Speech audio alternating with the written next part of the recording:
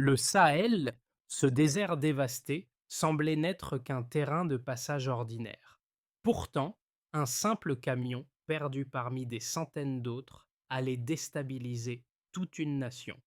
Le métal froid des barils contenus à l'intérieur cachait un secret capable de faire trembler l'équilibre fragile du Burkina Faso. Ibrahim Traoré, jeune capitaine à la tête du pays, n'avait qu'une seule règle: tenir la ligne sans dépendre de personne.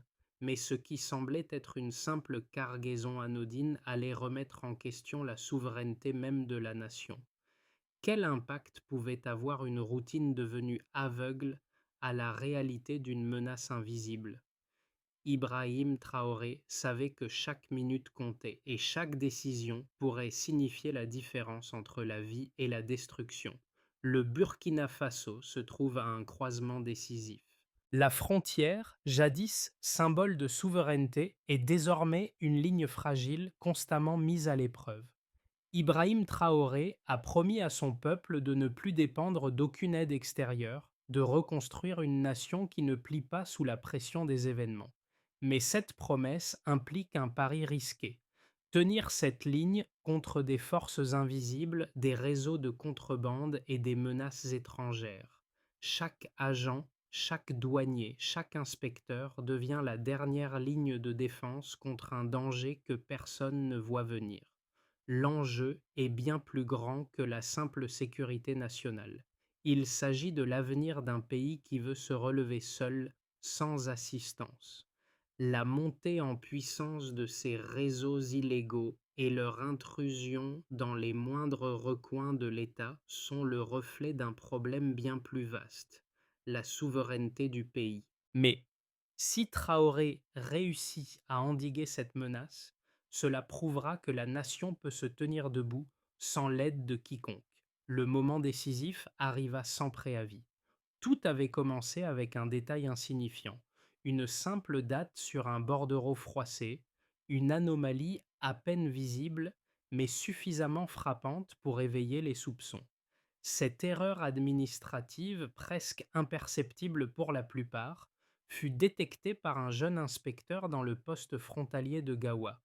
Ce petit écart dans le calendrier d'expédition fit basculer l'affaire du simple soupçon à une alerte majeure. Le convoi semblait inoffensif, un camion de ciment parmi tant d'autres, mais les agents savaient qu'il n'était pas comme les autres. Le vrai risque se trouvait au cœur de cette cargaison: des barils scellés, remplis de substances inconnues, et une chaîne de transit parfaite, sans faille. Mais ce qui rendait cette menace encore plus perverse, c'était sa discrétion.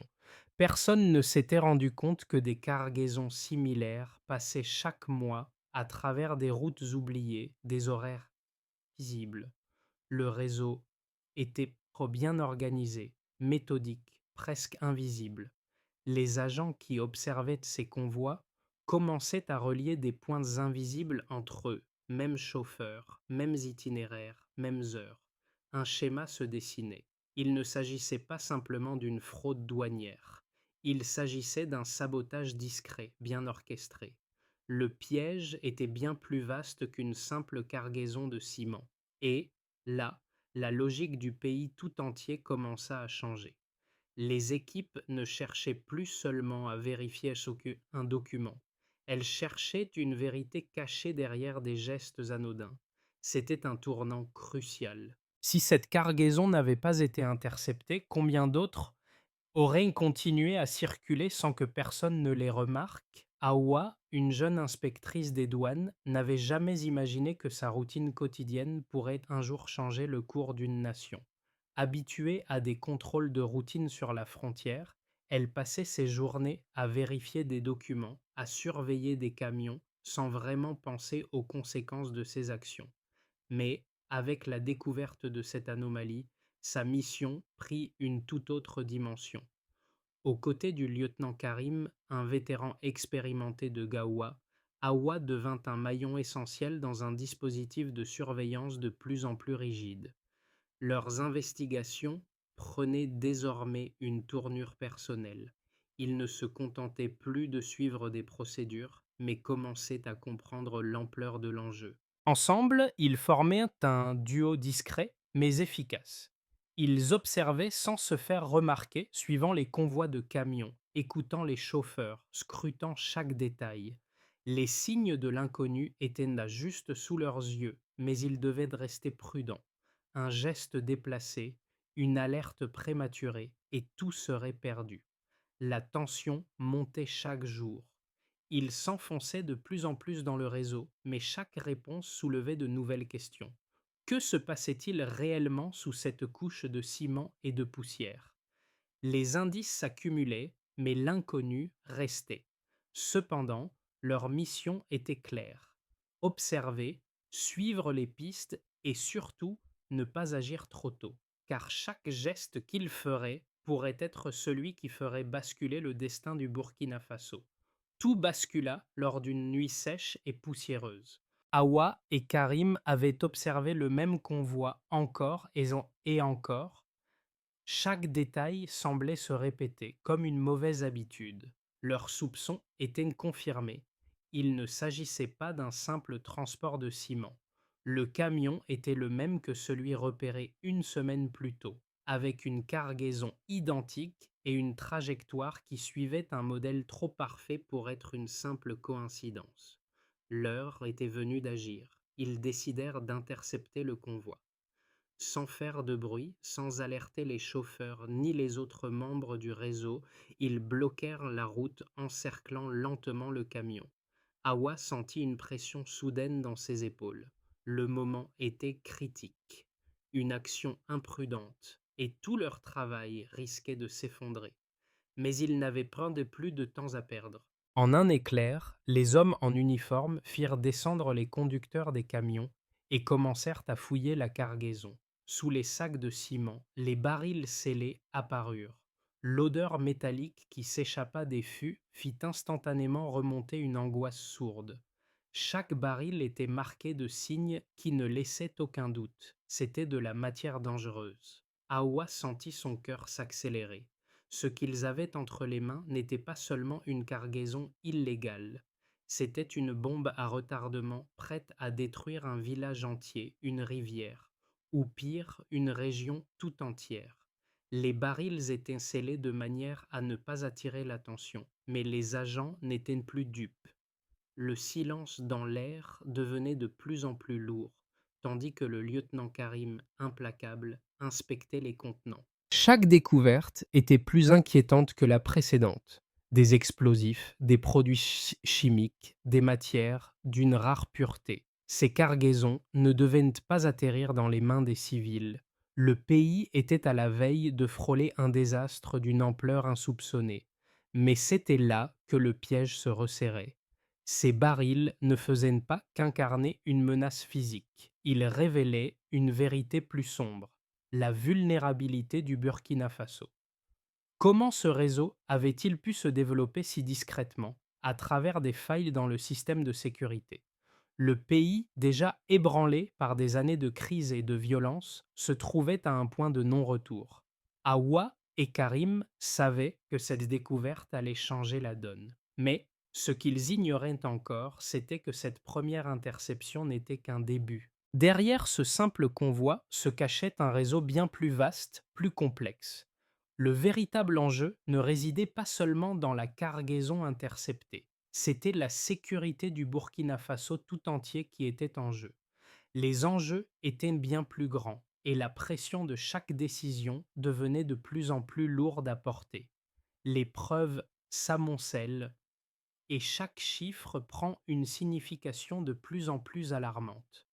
L'interception de la cargaison marqua un tournant, mais ce n'était que le début d'une prise de conscience plus profonde sur l'ampleur de la menace. Lors de l'analyse des barils, les ingénieurs militaires ont révélé des données clés qui ne laissaient plus de place au doute. La première mesure marquante était la quantité d'explosifs retrouvés, pas moins de 2,3 tonnes de substances hautement instables réparties dans les barils. Ces matériaux, qui mélangeaient nitrate et aluminium, étaient prêts à provoquer une explosion en chaîne avec un simple choc. Chaque baril pouvait à lui seul détruire un périmètre entier si les conditions étaient réunies. Mais l'anxiété ne s'arrêta pas là. En examinant les produits chimiques, les analystes constatèrent que la pureté du cyanure retrouvé était d'une rareté inquiétante. Une tonne et demie de cyanure solide, d'une pureté 40% supérieure à celle utilisée pour les industries légales, se cachait sous cette couche de ciment. Ce cyanure n'était pas destiné à l'exploitation minière. Il avait été concentré pour maximiser son efficacité dans des attaques ciblées, une arme biologique dissimulée parmi des marchandises banales.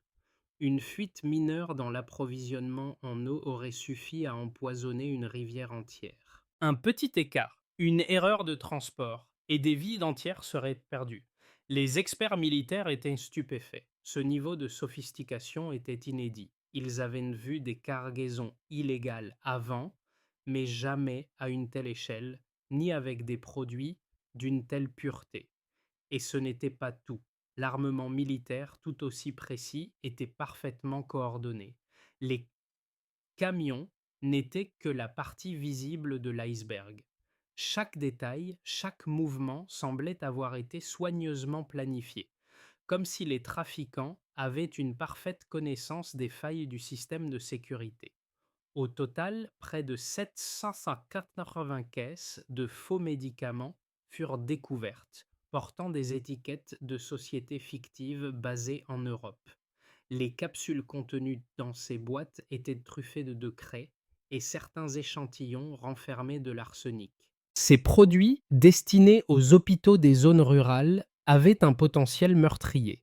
Environ 17% des capsules étaient composées de substances dangereuses, capables de provoquer des lésions hépatiques irréversibles après quelques prises seulement.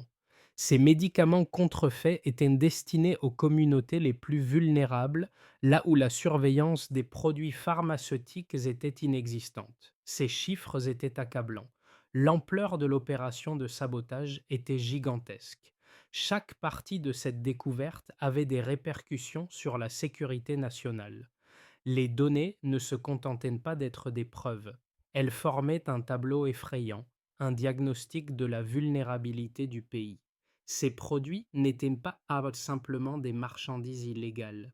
Ils étaient l'élément d'un plan complexe visant à affaiblir le Burkina Faso de l'intérieur. Mais ce qui effrayait le plus, c'était la prise de conscience que tout cela avait été possible sans que l'on s'en aperçoive. Comment un réseau aussi sophistiqué avait-il pu prospérer sous les yeux de tous? Les réponses demeuraient floues, mais une chose était claire. Cette découverte allait changer la manière dont le pays abordait sa propre sécurité. Il ne s'agissait plus seulement de lutter contre des trafiquants, il s'agissait de restaurer la souveraineté, de protéger le pays d'une invasion invisible, alimentée par des acteurs étrangers et internes. Les objections se sont fait entendre tant au niveau national qu'international. La première critique émanait des économistes et analystes étrangers qui avertissaient que le Burkina Faso, un pays déjà fragilisé par des années de crise, ne pourrait jamais maintenir une surveillance aussi stricte sans l'aide extérieure. Ces voix s'élevaient pour souligner la réalité économique du pays, des infrastructures fragiles, des budgets limités et des douanes au bord de l'effondrement.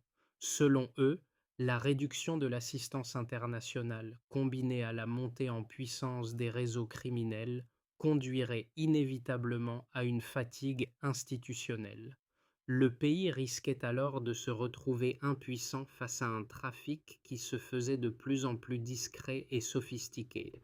Cependant, les autorités burkinabées n'ont pas tardé à répondre avec des faits concrets. Les premières données montraient déjà un succès inattendu. En 6 mois, les flux de contrebande à la frontière sud avaient diminué de 48%. Ce chiffre ne représentait pas simplement une statistique, mais le résultat direct de l'implication accrue des forces locales et des communautés frontalières. Le pays n'avait pas seulement résisté à la pression, il avait montré que la discipline interne, associée à un renforcement des capacités locales, pouvait suffire à endiguer la montée du trafic. L'autre objection, plus sécuritaire cette fois, suggérait que la stratégie de surveillance interne isolait davantage le Burkina Faso, le rendant vulnérable à des incursions provenant des pays voisins, notamment du Mali. L'isolement géopolitique, couplé à une pression intérieure constante, pourrait ouvrir des failles exploitables par des groupes armés ou des réseaux de trafic. Encore une fois, les chiffres répondaient à ces préoccupations. La coopération régionale s'était intensifiée, notamment avec le Niger, pour partager des renseignements, coordonner les patrouilles et échanger des formations. La ligne de défense ne reposait plus uniquement sur l'armée ou les autorités locales, mais sur une collaboration transfrontalière qui commençait à porter ses fruits. Le pays, loin de s'isoler, devenait un modèle de résilience dans un Sahel incertain. Ainsi, les critiques, bien que valides dans leur analyse de la situation précaire du pays, semblaient perdre de leur poids face à des résultats tangibles. Le Burkina Faso avait prouvé qu'une souveraineté assumée, renforcée par la cohésion interne et l'implication des populations locales, pouvait créer une stabilité durable, même dans un environnement aussi hostile. Un changement crucial s'est produit au cours de l'opération. Ce qui semblait être une simple affaire de contrebande de produits chimiques a révélé une dimension bien plus sinistre, des médicaments falsifiés. Une découverte dans un entrepôt discret à Bora a bouleversé l'analyse initiale. Ces médicaments, étiquetés comme provenant de fausses entreprises européennes, étaient en réalité des armes invisibles. Ils n'étaient pas destinés à être vendus dans les grandes villes, mais dans des zones rurales isolées, où les contrôles sont rares et la confiance dans les médicaments étrangers est grande. Les boîtes de médicaments contenaient jusqu'à 17% de craie mélangé à de l'arsenic. Ces produits étaient destinés à des hôpitaux précaires, où l'espoir de guérison poussait des familles à accepter des traitements douteux. La qualité des médicaments contrefaits, conçus pour tuer lentement, augmentait de façon exponentielle le risque pour des milliers de vies. Si ces produits avaient été administrés dans des dispensaires ruraux, les conséquences auraient été catastrophiques. Ce fut une révélation frappante. Le sabotage ne se limitait pas à l'économie ou à la sécurité nationale, il touchait directement la vie des citoyens les plus vulnérables. Le Burkina Faso ne se battait pas seulement contre des trafiquants, mais contre un véritable projet de destruction interne. Les répercussions de cette opération se sont étendues bien au-delà de la saisie des cargaisons illégales. En fait, l'impact immédiat a touché plusieurs secteurs du pays, chacun à sa manière. Les données recueillies montrent clairement que les efforts de surveillance renforcés ont produit des résultats tangibles à court terme. Au niveau de l'État, les autorités ont commencé à redorer leur image. Avant l'opération, les postes de douane étaient perçus comme des lieux de corruption, où des pots de vin régnaient en maître. Aujourd'hui, après des mois de rigueur, une enquête interne a montré une réduction de 43% des infractions à la frontière, et une grande partie des agents locaux s'est engagée dans un processus de formation continue. Du côté économique, les effets étaient tout aussi frappants. Les circuits de Gauze ont retrouvé une certaine vitalité. Les routes commerciales, souvent saturées de produits de contrebande, ont vu les marchés locaux respirer à nouveau. Selon le ministère des Finances, chaque convoi intercepté représentait une perte de revenus pour les réseaux criminels, mais aussi une économie de plusieurs semaines d'exportation légale. Les petits producteurs agricoles, autrefois victimes de ces trafics, ont pu reprendre leurs activités dans un environnement plus stable, ce qui a permis de stimuler les revenus agricoles d'environ 10% dans certaines régions du pays. Sur le plan social, les communautés rurales ont été les premières à constater des changements visibles. L'impact immédiat sur la sécurité a renforcé la confiance des habitants dans leurs institutions. Plus de 70% des habitants des zones frontalières ont rapporté une perception accrue de la sécurité, un sentiment qui n'avait pas été ressenti depuis plusieurs années. La mise en place de patrouilles mixtes, intégrant à la fois des civils et des militaires, a donné aux communautés une nouvelle forme de responsabilité collective. Celles-ci sont désormais plus impliquées dans la surveillance de leurs propres frontières, un changement qui a permis de renforcer les liens entre les autorités et les populations locales. À l'échelle régionale, les effets de cette opération ont été observés avec un intérêt croissant. Des discussions ont émergé au sein des forums internationaux, notamment à Abidjan et à Accra, sur la manière dont le modèle burkinabé pourrait être adopté dans d'autres pays du Sahel. Cependant, malgré ces signes positifs, la situation reste fragile. Les groupes armés au Mali et ailleurs dans la région scrutent ces développements, et l'une des principales préoccupations demeure la capacité du Burkina Faso à maintenir ses gains sans retomber dans la complaisance. Dans les 6 à 12 prochains mois, le Burkina Faso se trouve à un carrefour stratégique. Trois scénarios se dessinent, chacun avec des implications majeures pour l'avenir de la nation. Le premier est le scénario de base, dans lequel la stabilité prévaudrait à condition que la rigueur continue. Si les autorités maintiennent la pression et ne relâchent pas la surveillance, les flux de contrebande pourraient continuer à diminuer, bien que lentement. Les projections suggèrent une réduction de 15% des trafics illégaux par semestre, mais cette dynamique ne serait pas suffisante pour éradiquer totalement le problème. Le défi résiderait dans le maintien de la discipline sans ressources extérieures. Les communautés locales continueront à jouer un rôle clé, mais les tensions internes risquent d'apparaître à mesure que la pression économique sur les familles augmentera. Le scénario optimiste, quant à lui, envisage une expansion de la coopération régionale, avec des accords bilatéraux renforcés entre le Burkina Faso, le Mali et le Niger. Ce partenariat pourrait transformer le Sahel en une zone de stabilité relative, stimulant des échanges commerciaux légaux, favorisant une croissance agricole modeste mais régulière, et réduisant de manière significative les trafics de toute nature. En outre, l'implication des communautés locales serait encore plus marquée, avec une augmentation du nombre de patrouilles communautaires et d'initiatives civiques. L'impact sur l'économie serait considérable. Les prévisions parlent d'une augmentation des revenus agricoles de 10% dans certaines régions du pays et une réduction de 50% des circuits de contrebande.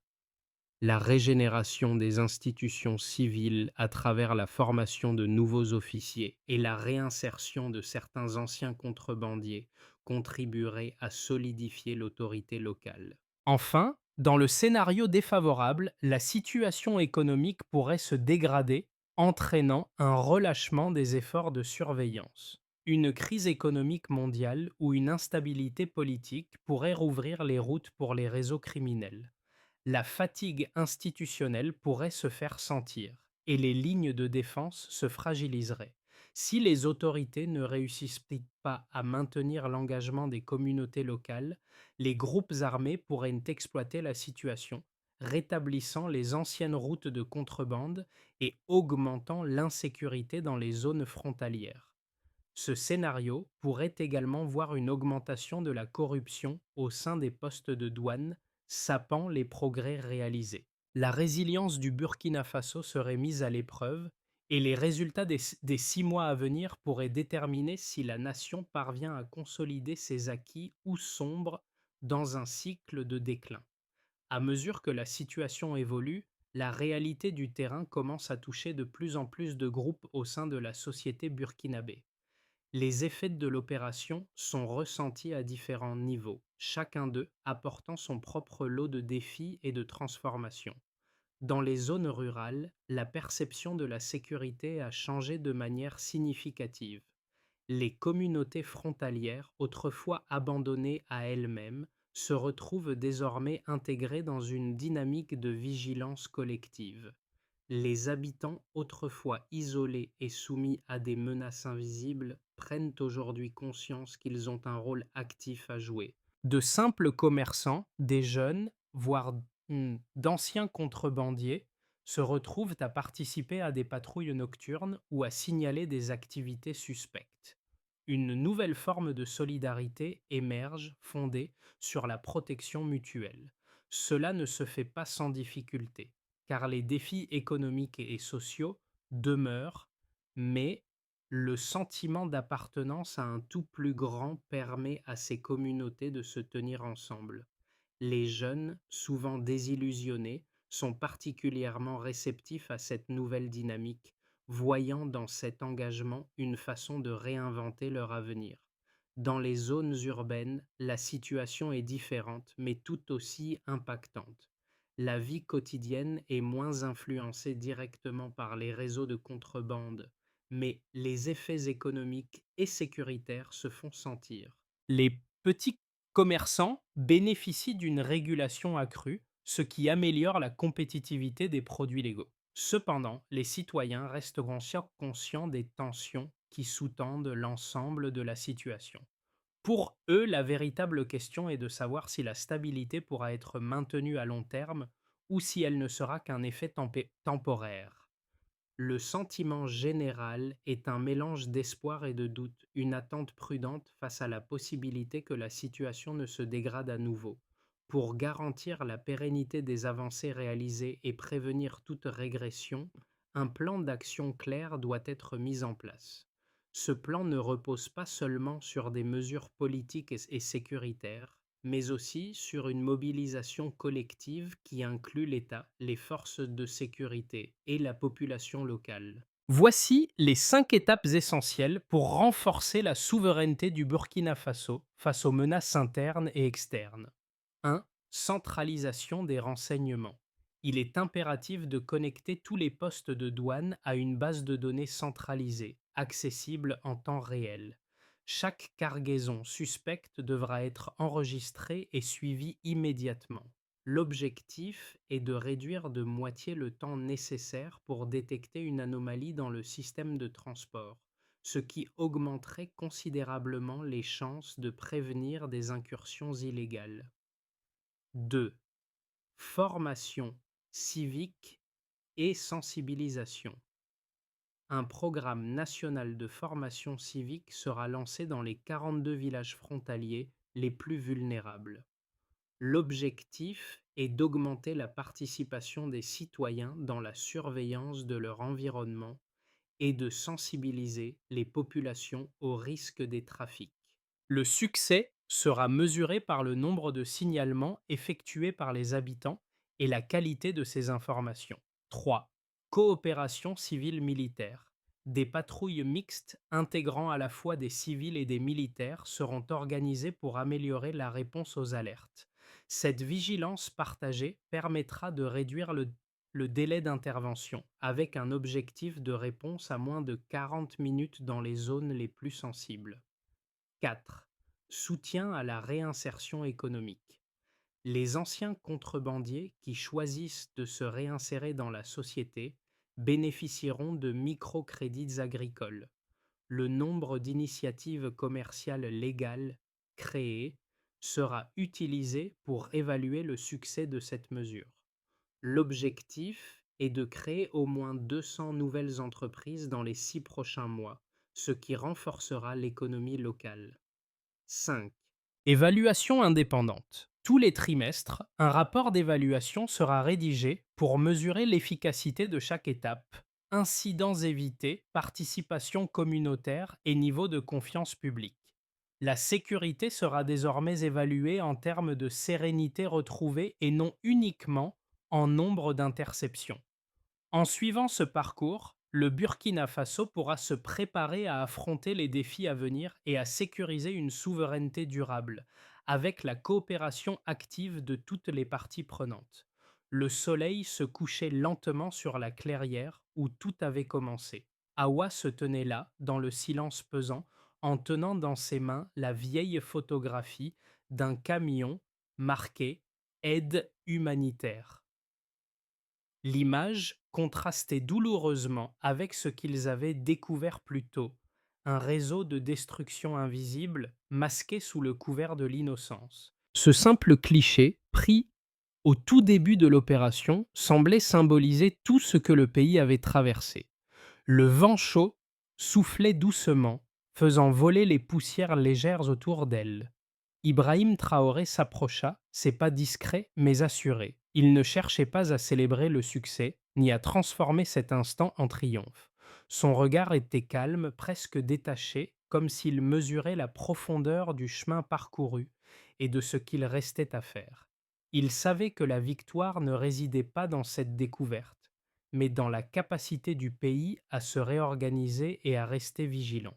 Ce que nous avons brûlé, ce ne sont pas des cargaisons, mais des illusions, avait-il écrit dans les consignes d'opération. Ce mot résonnait maintenant dans l'esprit d'Awa. Le pays n'avait pas seulement intercepté des produits dangereux, il avait, par cet acte, préservé un futur, une société, une identité.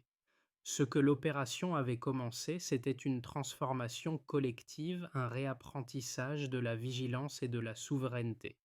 Le travail, bien que difficile, venait de commencer. Le Burkina Faso se trouve à un carrefour où l'avenir se joue dans les gestes quotidiens, là où chaque décision compte. La sécurité nationale n'est plus l'affaire d'une seule autorité ou d'une poignée de responsables, mais d'une pratique partagée par tous, des communautés rurales aux centres urbains. Chacun à son niveau est devenu un acteur clé dans la protection du pays, un rempart contre la menace invisible qui plane. Mais cette vigilance ne doit pas s'arrêter aux frontières physiques. Elle doit s'étendre dans chaque village, chaque famille, chaque cœur. Les changements qui s'opèrent aujourd'hui nécessitent un engagement constant, une présence active de tous pour éviter que ce fragile équilibre ne se brise. Le Burkina Faso, dans son effort pour se reconstruire, a besoin de cette solidarité collective. La question est désormais la suivante. Quelles actions concrètes êtes-vous prêt à entreprendre dans votre quotidien pour maintenir cette vigilance? Chaque petit geste compte et ensemble, nous pouvons transformer notre avenir. Fin.